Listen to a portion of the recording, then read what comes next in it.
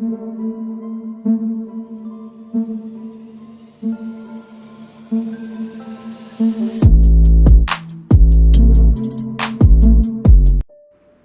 दोस्तों, scary story official में आप सबका स्वागत है। आज की कहानी की तरफ बढ़ने से पहले चैनल को सब्सक्राइब कर लीजिए और अगर कहानी अच्छी लगती है तो प्लीज़ लाइक एंड कमेंट करना मत भूलिएगा। तो आज की कहानी किसी और की नहीं, मेरी खुद की है और मैं अपना एक्सपीरियंस शेयर करना चाहती हूँ। जबकि ये कह सकते हैं कि ये मेरा एक्सपीरियंस नहीं है, मेरी मम्मी का है। उस वक्त मैं बहुत छोटी थी, 2 साल की थी, तो मुझे तो याद नहीं है। लेकिन अभी हाल फ़िलहाल मेरी मम्मी ने मेरे साथ ये बात शेयर की। वैसे तो मुझे पहले से ही पता था, थोड़ा बहुत बताया था पहले, लेकिन पूरी बात मुझे नहीं पता थी। तो अभी मेरी मम्मी ने मुझे बताया है, तो मैं आप सबके साथ ये स्टोरी शेयर करना चाहती हूँ। मैं तो जब सुन रही थी तो मुझे तो बहुत डर लग रहा था। आई होप आप सबको पसंद आएगी।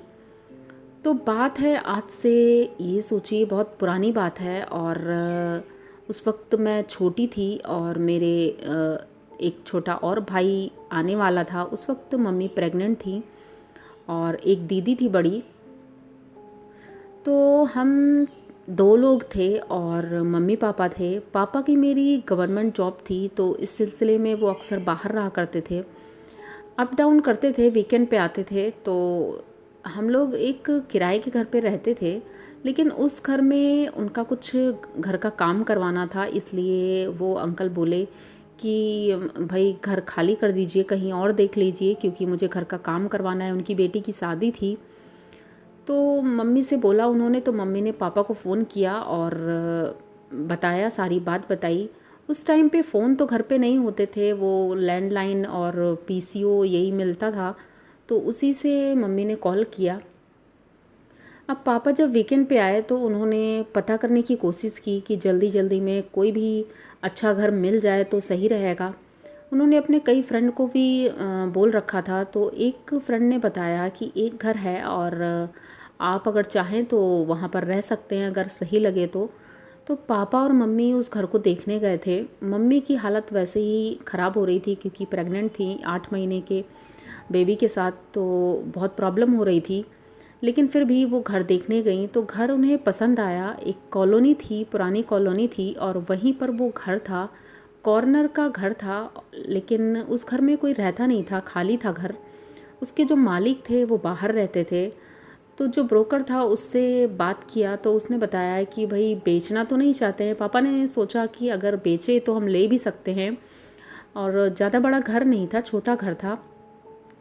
तो पापा ने सोचा हम 4 लोग के लिए बहुत है ये घर, और जब बेबी आने वाला है तो उसके लिए भी हो जाएगा, अगर कम पड़ेगा तो ऊपर बनवा लेंगे। अभी तो वो सिंगल फ्लोर ही था, कोई ऊपर बना नहीं था घर। तो जब उन्होंने बात की तो उन्होंने कहा वैसे वो बेचना तो चाहते हैं, लेकिन पहले आप यहाँ रहकर देख लीजिए, अगर आपको सही लगता है तभी आप ख़रीदने का सोचिएगा। तो पापा ने कहा हाँ ये बात भी सही है, पहले हम लोग 2-4 महीने रह के देखते हैं, अगर हमें ठीक लगा तो हम फिर ले लेंगे इसको। मम्मी भी राज़ी हो गई और फाइनली वो दिन आया जब हम लोग उस घर में जाने के लिए रेडी हो गए। सारा सामान गाड़ी में लाद करके हम लोग वहाँ पहुँचते हैं। सामान ज़्यादा नहीं था, लेकिन इतना सामान तो था ही जो ज़रूरत का सामान था, क्योंकि पहले भी हम लोग किराए के घर में रहते थे, तो ज़रूरत का सारा सामान था हमारा।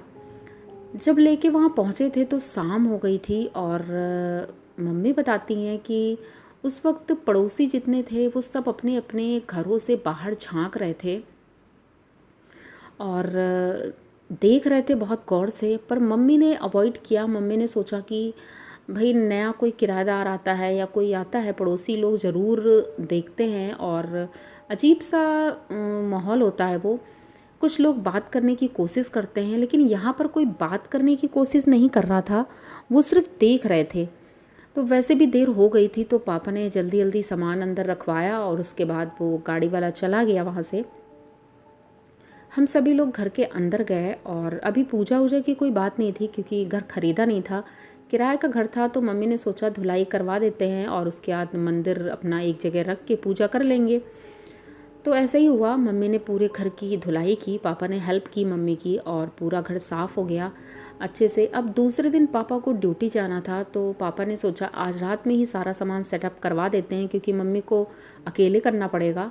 इसलिए हम लोग तो खेलने में लग गए। मैं और मेरी दीदी हम लोग खेल रहे थे बाहर ही। तो कुछ बच्चे बाहर कॉलोनी के भी आए थे और वो हमारे साथ लेकिन खेल नहीं रहे थे। हम लोग कोशिश कर रहे थे कि वो हमसे दोस्ती कर लें, लेकिन वो हमसे दोस्ती नहीं कर रहे थे। तो हमने कहा चलो ठीक है, हो सकता है अभी नए नए आए हैं इस वजह से नहीं बात कर रहे होंगे। तो हम लोग घर के अंदर गए। सामान काफ़ी हद तक सेट हो गया था। तो मम्मी ने शाम को खाना बनाया, देर हो गई खाना बनाने में। अब खाना वाना बनाकर खाने के बाद जब हम लोग लेटे थे तो 11-12 बज गया था।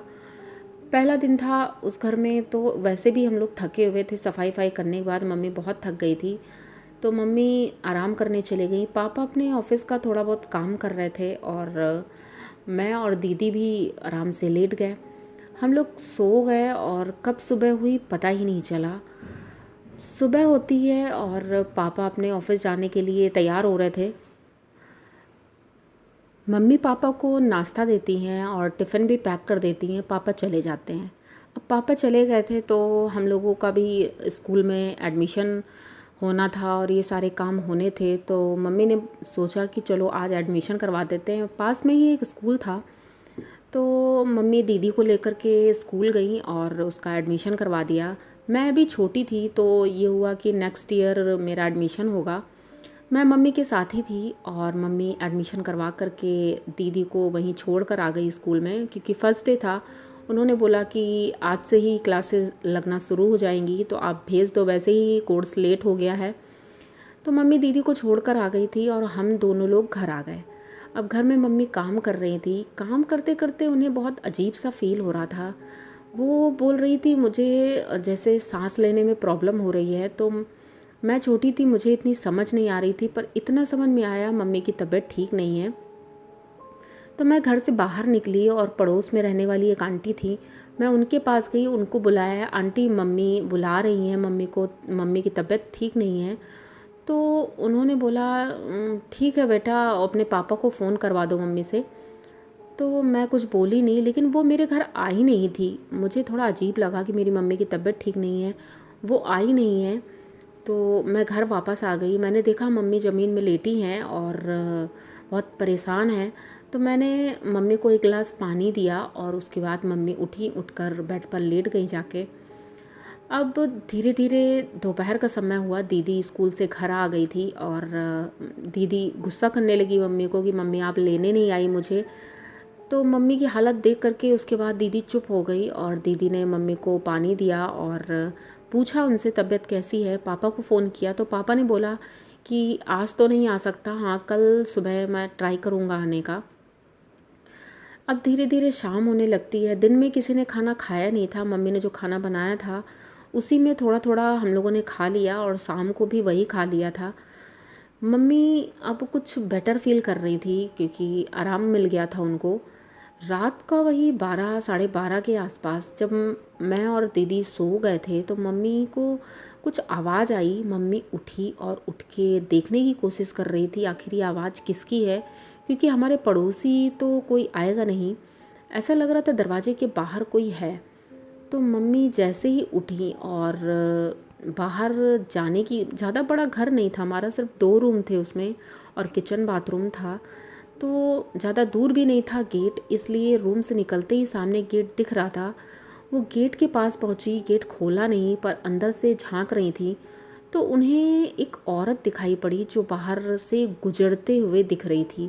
तो मम्मी ने सोचा ये तो गुजर रही है तो हो सकता है किसी के घर आई होगी, लेकिन फिर सोचा कि हमारा तो कॉर्नर का घर है और इस साइड से जिधर दीवार बंद थी उस साइड से कौन आएगा, मतलब इधर कोई क्यों आएगा। ये सोचते सोचते मम्मी अंदर आ ही रही थी, तभी उन्हें जो सामने खिड़की थी उस खिड़की पे वही औरत दिखाई पड़ती है गुजरते हुए, कि उधर से गुजर रही है। अब आप ये सोचिए कि उस खिड़की के जस्ट बगल में ही एक और खिड़की थी कमरे के पास। तो मम्मी दौड़ करके उस खिड़की के पास जाती हैं, कमरे के पास वाली खिड़की के पास, और वहाँ से देखने की कोशिश करती हैं कि आखिर वो औरत कहाँ जा रही है। जैसे ही मम्मी उस खिड़की के पास पहुँचती हैं तो देखती हैं कि वहाँ कोई नहीं है। अब ये बहुत अजीब था, क्योंकि अगर उधर से कोई निकला है तो इधर से ना तो कोई गुजरा है और वो वापस भी नहीं गया है क्योंकि गेट के सामने दिख रहा था, वहीं से गेट दिख रहा था। तो आखिर वो गई कहाँ?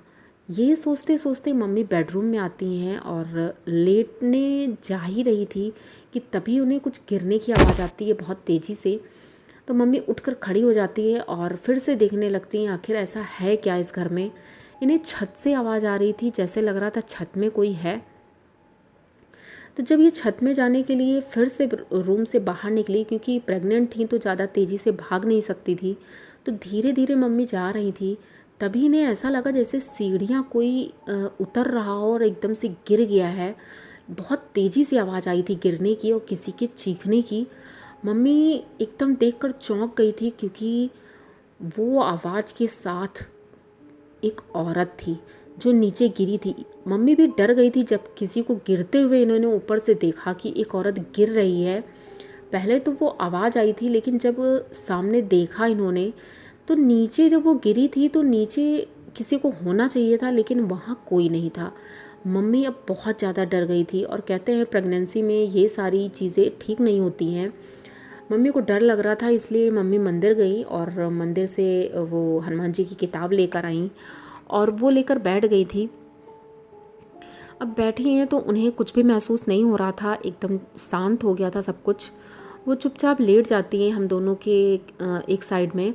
हम दोनों तो सो ही रहे थे, मम्मी भी सोने लगती हैं और उन्हें नींद आ जाती है। सुबह वही 4 बजे के आसपास मम्मी को ऐसा लगता है जैसे किसी ने उनको पीछे से सर के ऊपर बहुत तेज़ी से मारा है। मम्मी एकदम से उठकर बैठ जाती हैं, इधर उधर देखती हैं तो कोई दिखता नहीं है। तो सोचती हैं अभी तो 4 ही बजा है, चलो सुबह उठेंगे, वैसे भी हो सकता है कोई सपना देखा हो। सुबह होता है और जब मम्मी उठती हैं तो देखती हैं पूरे घर में सामान सारा फैला पड़ा है। मतलब सारा सामान कल सेट किया था और ये सोचिए किचन के बर्तन और भी जो सामान था, सारा फर्नीचर सब फैला पड़ा है, जैसे लग रहा था पूरा गंदगी पड़ी हुई है। मम्मी ये देख करके एकदम डर जाती हैं, ऐसा कैसे हो सकता है, रात में ही तो सारा सेट किया और एक दिन पहले मेरे पापा भी पूरा सेट करवा कर गए थे, तो ऐसा कैसे हो सकता है। लेकिन अब मम्मी ने कुछ भी क्लीन नहीं किया और चुपचाप वहीं बैठी रही। इंतज़ार कर रही थी पापा का कि पापा आएंगे तो उनको दिखाएंगे। और तभी डोरबेल बजती है और पापा आ जाते हैं। तो मम्मी पापा को पूरी बात बताती हैं, कहती हैं मुझे इस घर में नहीं रहना है क्योंकि यहाँ कुछ ना कुछ गड़बड़ है। तो पापा बोलते हैं अब पापा पहले तो गुस्सा हो गए कि अगर तुम्हारी तबीयत ठीक है तो मेरा बहुत इम्पोर्टेंट काम था, तुमने अचानक से बुला लिया, मुझे बहुत प्रॉब्लम हो गई है और ये सब कुछ नहीं होता है, फालतू की बातें मत करो, ये कोई भूत ऊत नहीं होता है। तो मम्मी कहती है तुम्हें विश्वास नहीं होगा लेकिन मुझे विश्वास है, चाहे तो किसी से यहाँ पूछो, क्योंकि हमारे घर कोई क्यों नहीं आता है। हम लोग कितना भी बात करने की कोशिश करें, कुछ भी करें, लेकिन कोई हमसे बात नहीं करता है, कुछ तो कारण होगा। तो उनके पापा बोलते हैं ठीक है, हम पड़ोसियों से बात करेंगे। शाम को जब सभी लोग टहल रहे थे तो पापा भी बाहर निकले। तो एक बूढ़े अंकल थे जो 2 घर छोड़ करके रहते थे, वो बाहर टहल रहे थे। तो पापा उनके पास आते हैं, उनसे बात करने लगते हैं। बातों बातों में ही वो पूछते हैं कि बेटा तुम्हें और कोई घर नहीं मिला, तुमने ये घर क्यों लिया। तो पापा उनसे बोलते हैं कि अंकल वो हमें ज़रूरत थी और जल्दी जल्दी में कोई घर मिल नहीं रहा था, तो एक लोगों ने मुझे सलाह दी कि ये घर ले लो, खाली पड़ा है।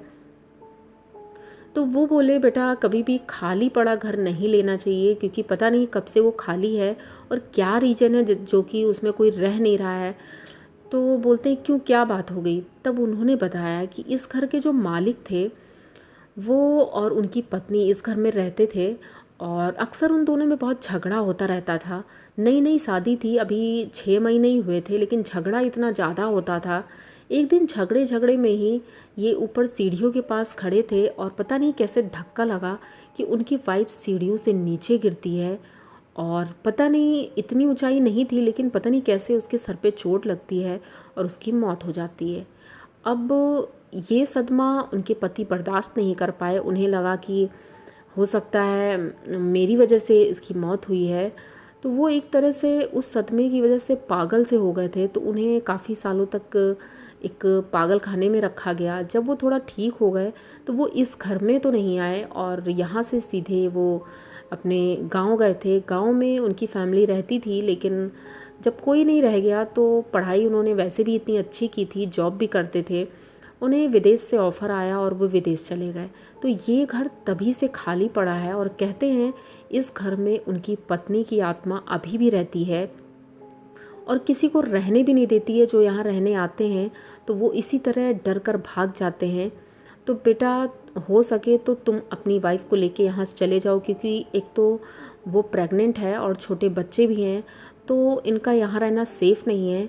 यही सोच करके फिर पापा ने जब उनकी पूरी बात सुनी तो मम्मी से बोला कि वो अंकल जी बोल रहे थे कि ये घर खाली कर दो, हमें ये घर खाली कर देना चाहिए। तो मम्मी तो वैसे भी रेडी ही थी, तो मम्मी ने बोला हाँ ठीक है, कोई सा भी छोटा सा भी घर हो मैं रह लूँगी, लेकिन ऐसे घर में नहीं रहना है मुझे। तो पापा ने तुरंत ही एक दूसरा घर देखा। वो कॉलोनी थी एक, और वहाँ पर एक रूम था और एक किचन था, लेकिन मम्मी ने बोला मैं एडजस्ट कर लूँगी।